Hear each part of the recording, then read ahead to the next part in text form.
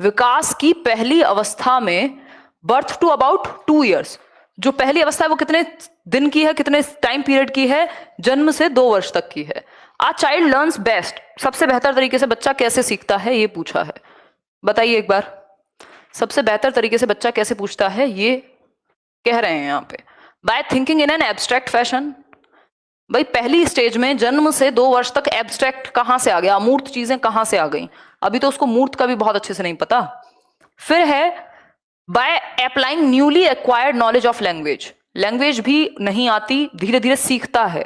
By using the senses, ये बात हमारी समझ में आ रही है कि सेंसेस आर टीचर्स, यानी इंद्रियों के प्रयोग द्वारा जो सेंसेस हैं, जो ज्ञानेंद्रियां हैं बच्चे की, वो उसके शिक्षक के रूप में काम करते हैं। जन्म से 2 वर्ष तक वो अपनी दुनिया की समझ देखकर, सुनकर, एक्टिविटी करके बनाता है। न्यूट्रल वर्ल्ड तो कहीं से आया ही नहीं। जो पेडागोजी स्पेशल वाला बैच है, आप लोगों के नोट्स और बाकी जो नॉर्मल नोट्स होते हैं, जो पीपीटी मिलती हैं बाकी बैचेस में, तो वो जल्दी ही मिल जाएंगी इस बार, मैं संडे तक उसको फाइनल करके, अभी ट्रांसलेशन में भी हैं कुछ चैप्टर्स, तो ठीक है आगे बढ़ते हैं। क्वेश्चन नंबर 6 देखिए एक बार। अकॉर्डिंग टू पियाजे, यानी पियाजे के अनुसार, ये देखो हल्का सा, according to Piaget's stages of cognitive development, यानी पियाजे के संज्ञानात्मक विकास के सिद्धांत के अनुसार जो सेंसरी मोटर स्टेज है वो किसके साथ एसोसिएटेड है। ये कुछ कैरेक्टरिस्टिक्स दिए हुए हैं, imitation, memory and mental representation. देखिए एक बार, देखिए यार सिंपल बात है कि जो सेंसरी मोटर स्टेज है, एक तो इमिटेशन यानी डेफर्ड इमिटेशन, अनुकरण शुरू हो जाएगा। मेमोरी यानी मेमोरी बिल्ड होनी शुरू हो जाएगी, तभी ऑब्जेक्ट परमानेंस आएगा। मेंटल रिप्रेजेंटेशन यानी दिमाग में चीजों का, उसके चित्र जो है वो रहने लग जाएगा। कोई खिलौना देखा तो वो धीरे धीरे दिमाग में याद रहेगा, वो मेंटली रिप्रेजेंट कर पाएगा उस चीज को। तो ये बात सही है। लॉजिकल फैशन तो बहुत बाद में आएगा, 2 साल तक के बच्चे को कहां से लॉजिक एनालाइज भी नहीं कर सकता, और सोशल इश्यूज का तो भूल ही जाओ। तो अगर आप ये बाकी के 3 ऑप्शन हटा देते, ऐसे ही आपको पता चल जाता कि आंसर ए ऑप्शन ही है, क्योंकि बाकी के 3 तो बिल्कुल ही वैलिड नहीं है। अगर हम क्वेश्चन के अकॉर्डिंग देखें तो जा ही नहीं रहे बाकी के 3 ऑप्शन। समझ रहे हो ना बात। 7th क्वेश्चन पे फोकस करो एक बार। देखो 7th क्वेश्चन क्या कहता है, देखो एक बार।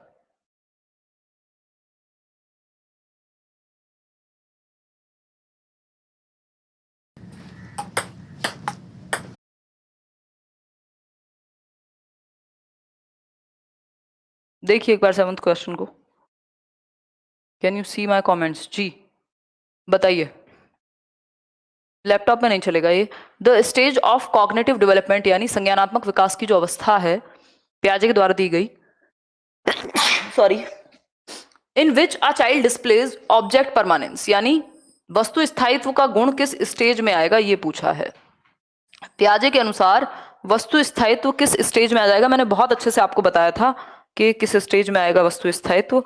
जल्दी से बताओ मेरे को कमेंट करके कि किस स्टेज में आ जाएगा।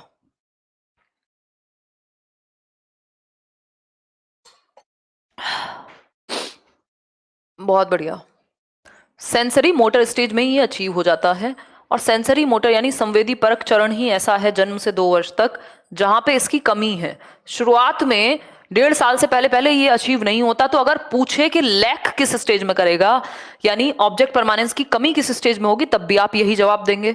ऑब्जेक्ट परमानेंस अचीव किस स्टेज में हो जाएगा, तब भी आपका जवाब यही होगा, सेंसरी मोटर स्टेज में ही। 18 से 24 महीने यानी 1.5 से 2 साल के बीच में ये आ जाती है आपकी।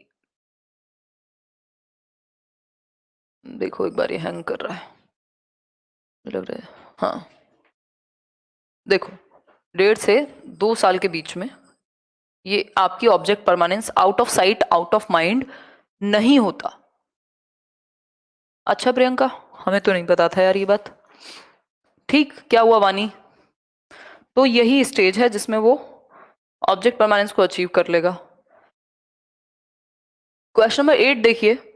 According to Piaget's cognitive development theory, the process by which the cognitive structure is modified, जो संज्ञानात्मक आपकी संरचना है उसको संशोधित कैसे करेंगे, या संशोधन वाली प्रक्रिया को क्या कहेंगे, मॉडिफिकेशन को क्या कहेंगे, मैंने बहुत क्लियरली आपको समझाया था।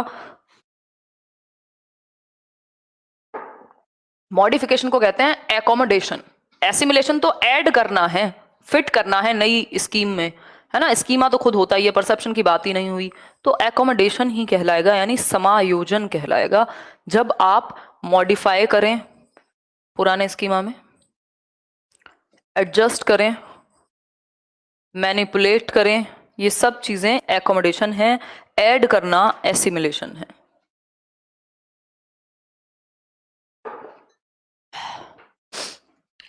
ये बात सही है कि नहीं? आगे बढ़ें।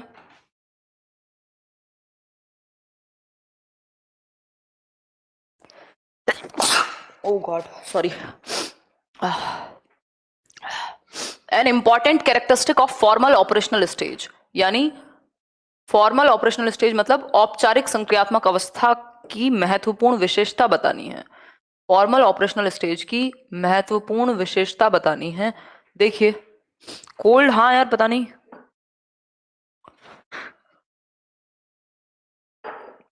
थोड़ा सर में दर्द भी है। देखिए, एब्स्ट्रैक्ट थिंकिंग, सिंपल बात है, फॉर्मल ऑपरेशनल 11 साल के बाद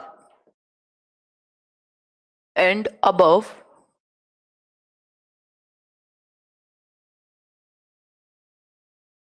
आ जाएगा क्या? एब्स्ट्रैक्ट कॉन्सेप्ट आने लगेंगे। मर मर के चल रहा है। देखो, which one of the following is not a part of Piaget's pre-operational stage, यानी पियाजे की पूर्व संक्रियात्मक अवस्था का हिस्सा नहीं है। पियाजे की पूर्व संक्रियात्मक अवस्था का हिस्सा नहीं है। देखिए एक बार,